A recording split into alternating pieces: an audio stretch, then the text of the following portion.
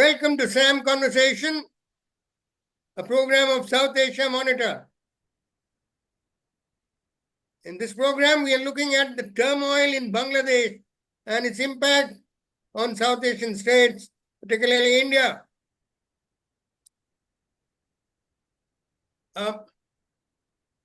The Indian Ministry of External Affairs has been making many attempts to prevail upon their counterparts, but unfortunately, the responses from Mr. Muhammad Yunus and his team are based on denials, and they are trying to give it a picture of, that whatever we are putting across is fake or not true. Whereas I think there's no dearth of media reports which, which are showing visually and reporting on the kind of atrocities that are being perpetrated on the ISKCON followers and also Hindus elsewhere. Mr. Sinha, Mr. Dilip Sinha, it's a pleasure to have him with us, a former ambassador and who served in Bangladesh also. Mr.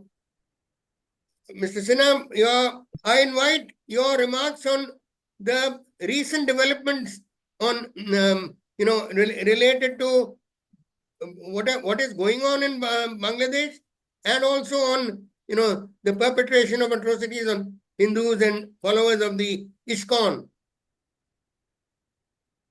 The developments that have been taking place in Bangladesh since August this year are very sad. They are a fallout of the internal politics of Bangladesh, which has always been very divisive, very polarized, and also extremely violent. In August this year, the government of Sheikh Hasina was overthrown very violently. There were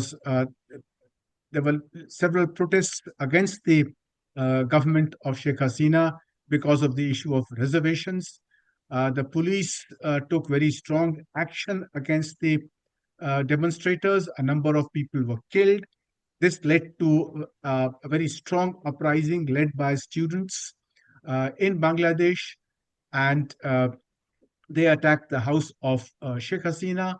The army refused to fire on the people, and the army chief, who was both a relative of Sheikh Hasina and also her appointee, advised her to leave the country rather than face the wrath of the students.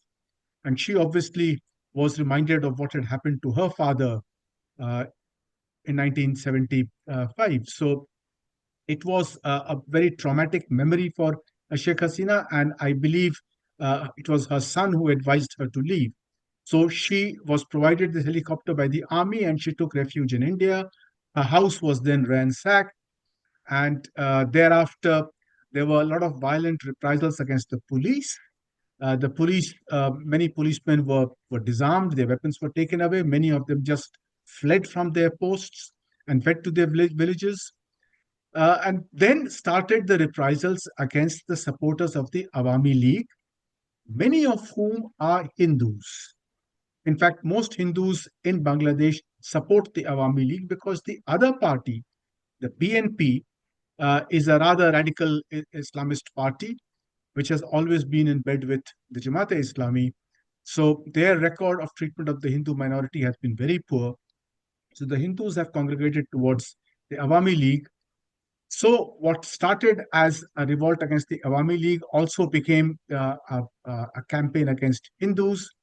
And it was not merely that the Hindus were targeted. Along with the Hindus, their places of worship were also targeted. Now, here one must realize that in Bangladesh, the Jamaat has a certain degree of support.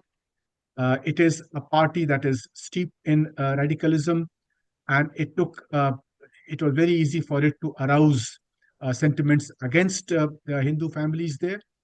both politically and in terms of religious animosity, and the Hindus faced the brunt of this tirade against them.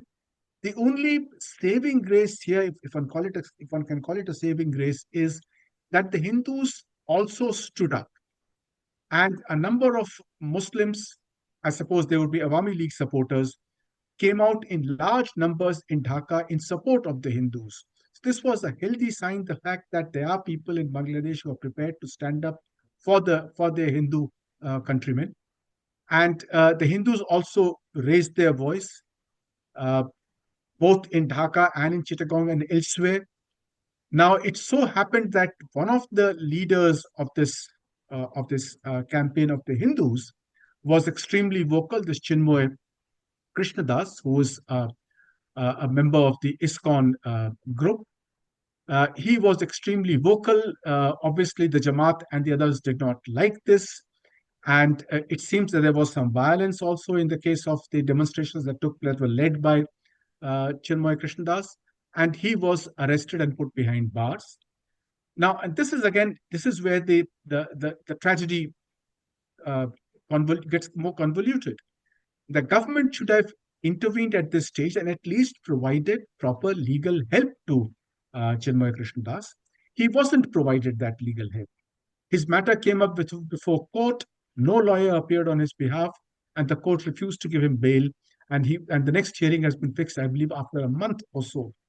Now, this is where the government's responsibility becomes very direct, because it is not enough to say that, as the government has been saying in Bangladesh, that the agitation against the Hindus does not target the Hindus only. It has been targeting the Muslim supporters of the Awami League, and also the media. So this is a very lame excuse to give, because just because Hindus form part of the target along with Muslims, Awami League supporters, doesn't exonerate the government of its responsibility of protecting a minority community. And here we have a situation where uh, uh, Chinmoy Krishnadas was not provided a lawyer. And in fact, there was one video that floated around where a lawyer uh, addressing a group of lawyers in Dhaka said that any lawyer who stands up and supports and comes and takes up the case of Chinmoy Krishnadas in court would be killed. Now, obviously, such people have to be acted against. They have to be taken into custody. They are advocating violence, but the government has been silent on this. And this is where the problem arises, that the record of Muhammad Yunus has got very seriously blemished, not merely in India, but elsewhere also. There are any number of international organizations, any number of countries that have expressed concern over the situation of the minorities. Thank you, Mr. Sinha. You know what we've been hearing and analyzing so much that has happened, but one question that um, hasn't really been answered is why? Why did this happen? Was it just because of some students that who agitated, and the Awami League government was a little strict with them? Was it just that, or is there because there's a lot of talk now about the United States deep state engineering this with the with the renewal of getting together of the CIA and Pakistan's inter-services intelligence. Yes, you're right. There's a lot of speculation and possibly a great deal of truth to these suspicions, these allegations. Uh, but one must remember that Sheikh Hasina was in power for almost from 2009, so that makes it a good 15 years. She went through three elections, and in these elections, I think it was in 2011, that she scrapped the system of a caretaker government conducting elections. Now, Bangladesh has not had a history of smooth transition from one government to another. Transfer of power has never been smooth in Bangladesh. It has always been violent and always been disputed. Elections have also been disputed. So in 1996, when the uh, elections were held, the Awami League had protested against the elections and demanded that the elections take place under a caretaker government. So the caretaker system was introduced in Bangladesh in the constitution, whereby a retired judge would be appointed as chief advisor and he would conduct the elections. Now, the Awami League won that election, and thereafter, three elections were held in Bangladesh in which the caretaker system was in place. Now, even those elections, of course, they were questioned, but the fact is that those elections took place, and there was a relatively smooth transition or transfer of power in those elections. Violence continued, of course, that's very endemic in Bangladeshi politics. But whatever it was, the caretaker system did was an improvement on the previous arrangement, and it was introduced at the behest, at the demand of the Awami League. Now, when the Awami League came into power, Sheikh Hasina decided to do away with this system. And there was no obvious explanation for this. Here you had a good system that could have developed into a very robust system to ensure the impartiality of the elections. But Sheikh Hasina chose to do away with them. And as a result, in the three elections that were held under her, uh, the BNP did not participate. Now, this automatically led to the elections becoming questionable election because there are essentially two political parties in Bangladesh, the BNP and the Awami League. So I don't think this was a particularly statesman-like decision of Sheikh Hasina. And then on top of that, there were other allegations of her being authoritarian. I will not go into those, but I'll certainly point out that Sheikh Hasina also uh, took a lot of action inside Bangladesh against the Bangladeshi elements who had collaborated with the Pakistani genocide in 1971. Now, it is surprising that in Bangladesh, the atrocities were committed in 1971. But even after Bangladesh became independent and had a regular Bangladeshi government, no action was taken against those Bangladeshis who had collaborated with the Pakistanis. And this action was taken by Sheikh Hasina in her second term after 2009 when she came into office. So this also made her very, uh, it made her an enemy in the eyes of the people who had collaborated. And the collaborators were all essentially Yes, Islamic yes, fundamentalists, yes, the yes, of Jamaat course. people, and some of the BNP people. Not so much the BNP, essentially the Jamaat were all collaborators. So this gave the Jamaat the excuse to start attacking her as a totalitarian, as anti-Muslim, anti-Islam, etc. And in addition to that, Sheikh Hasina also went a long way in improving relations with India. She addressed a lot of India's security concerns, India's economic and other requests Yes, that we had yes. been making to Bangladesh. She returned a Now, number of our, terrorists, insurgent terrorists who were taking shelter there, and we were um, we were at this time of the year, December, we were celebrating what is Vijay Divas, that is 16th of December, the day the General Niazi signed the instrument of surrender. That Vijay Divas for us and Victory Day for Bangladesh. yes, That may not be happening this year, but there was a lot of warmth. There was a lot of warmth. yes. So all this made Sheikh Hasina vulnerable to attacks from the Jamaat, Yes. both on account of being pro-India, or as they say, succumbing to becoming an Indian agent, which is the way you start attacking your opponent in politics, and also attacking her for being anti-Muslim, anti-Jamaat, etc. And on top of that, anti-democratic, because when she removed the caretaker system and the last elections that were held, I think it was early this year, there were very strong rumors that people turnout was very poor and the elections were not, as they say, were rigged. So all this made her extremely unpopular. On top of that, you had the economic crisis because of the COVID first, and then the Ukraine war and the global financial turmoil.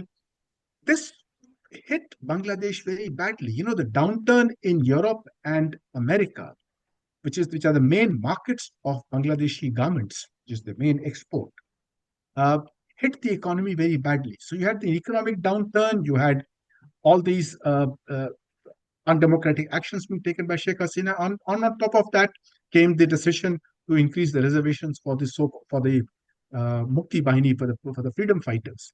The freedom took place 50 years ago. To kind of come back and start making reservations on that count made her extremely vulnerable, and there was a very strong resentment, which all these people took advantage of. Pakistan has always been trying to get back into Bangladesh to improve relations. Here they found a very fertile ground for this. US motivation, I'm unable to understand what was the US motivation, but the US does all kinds of things that are very difficult to explain and to understand. But certainly, Pakistan's is very clear, very simple to understand. Pakistan supports the Jamaat because Pakistan looks at the Jamaat as its proxy in Bangladesh. But eventually, when things exploded in early August, it was quite bloody. There were 29 Awami League leaders were killed, and well, a lot of them had to go. They are underground, but a lot of damage has been done to them, and I think now, when one looks at what we should do, I think with Mr. Trump already having made a statement condemning this violence against Hindus, he's categorically made that statement, and I think at least one more US leader has also. This is, and there's still, a long time, a good month for him to take over. In which time the Biden administration, which is reported to be, deeply involved, will be doing more damage. But I think, do you think that we should try to prevail on Mr. Trump to, try and rein in this deep state or whatever? Because while on one hand, I think the Ministry of External Affairs needs to go out all out in its information, influence operation. But would you like to comment on what we can try to make US do? Yes, one has seen these statements of President Trump. Now, the most charitable thing one can say about President Trump is that he's unpredictable. But he has made a statement, which is a good statement, because he has spoken up for the Hindu minority in Bangladesh. That should be welcomed. In addition, the fact that he proposes to shake up the US government, which means shake up the deep state also, especially agencies like the CIA, to a great extent, the State Department and the Defense Department, which seem to operate on their own with their own agendas. Own agendas. And very often they go against democratic regimes. They go against the interests of other countries, essentially to protect American interests, and that too not in the long term, but in very short term, trying to put their protégés into power. Their favorite game is regime change. If they don't like a particular ruler in a country, in a small country, they want to go back and change that. This interference of America in different countries has been very damaging for global politics. Now, I don't know, as I said, whether America has been directly involved in the regime change in Bangladesh or not. But if we have evidence to this, then we should certainly confront President Trump with that and tell him to rein in these departments to ensure that they do not do such things, at least in our part of the world, or for that matter, anywhere else in the world. And we must ensure that the evidence to that effect is made public, because America does not enjoy a very good reputation in many parts of the world. Certainly, most people who are nationalistic, and I imagine most people in Bangladesh are nationalistic. When they are told and shown the evidence that the regime change that took place in Bangladesh was not so much because of the student agitation or because of Muhammad Yunus, but because of interference by the CIA and other deep state agents and Pakistan, then it would arouse their latent nationalist sentiment, and India would be in a position to retrieve the ground that it has lost in Bangladesh. Thank you, Mr. Sinha. I think there's a lot of ground we've covered. I think all we can do is hope and pray that things improve there, because it's very, very important for India, with whatever is happening there so far. And if things do not improve, I fear that we may, New Delhi may have to think, very strongly in terms of increasing its military strength and muscle.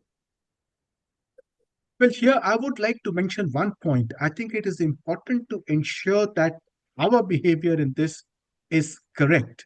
Now, what happened in the case of the Assistant High Commissioner of Bangladesh in Agartala is very, very tragic. We should not have allowed such a thing to have happened. You cannot have the premises of a diplomatic or a consulate being violated by anybody. And it was a distinct failure of our security, the state security. They were caught off guard. And this has given an excuse to the radical elements in Bangladesh. With one excuse, they will then perpetrate all kinds of things inside Bangladesh.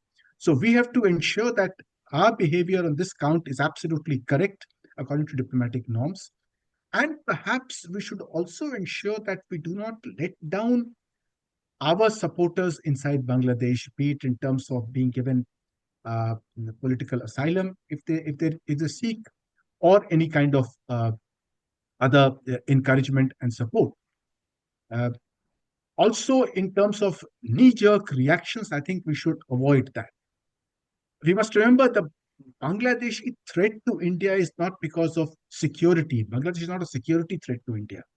Bangladesh is a demographic threat to India. Whenever Bangladesh's economy goes down, the people from Bangladesh simply migrate to India, and our borders are so porous, it is impossible, not almost impossible, it is impossible for the BSF. Oh, yes, there are. So it is in our interest to ensure that Bangladesh's economy remains stable, and the people do not start migrating back into India.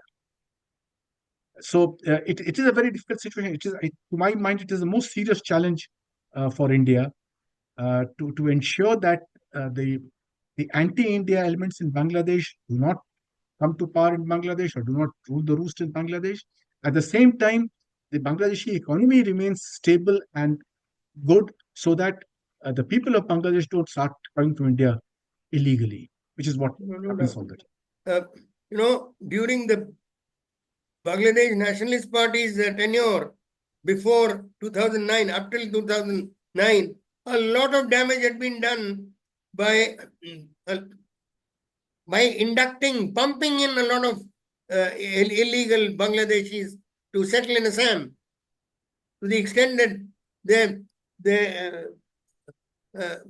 now there are almost 14 districts where the demographies have been has shifted to a high number of Bangladeshis who make a difference in the electoral politics, because during the Congress tenures they were handed out ration cards.